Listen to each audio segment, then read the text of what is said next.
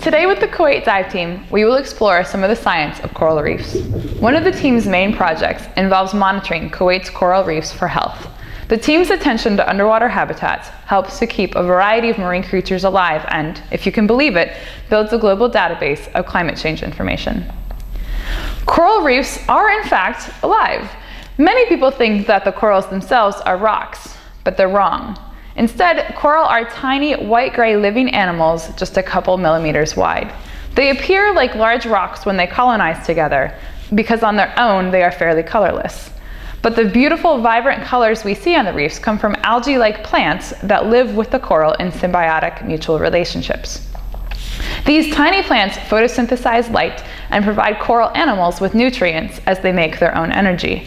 When coral algae die from a lack of light, temperature intolerance, or pollution, the coral animals also starve.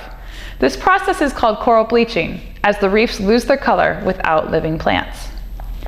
Coral bleaching is devastating to the coral and their algae, but also the fish relying on that habitat and the marine ecosystems as a whole.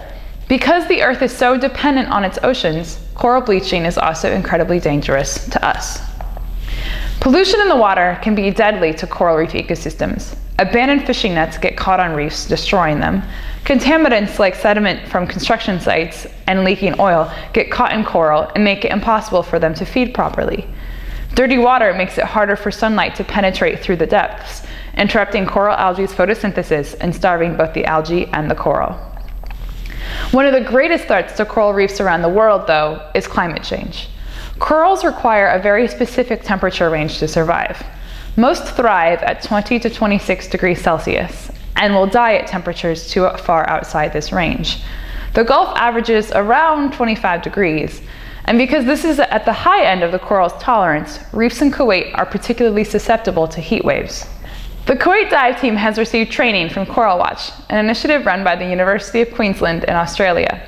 By regularly tracking the color of coral reefs and inputting that information in a global database, coral health around the globe can be monitored. Altogether, this data is helping to build an understanding of global ocean temperature and how extreme weather events and climate change is shaping our planet's ecosystems. For more information about how you can help and join the Kuwait Dive Team in monitoring and protecting coral reefs, check out coralwatch.org.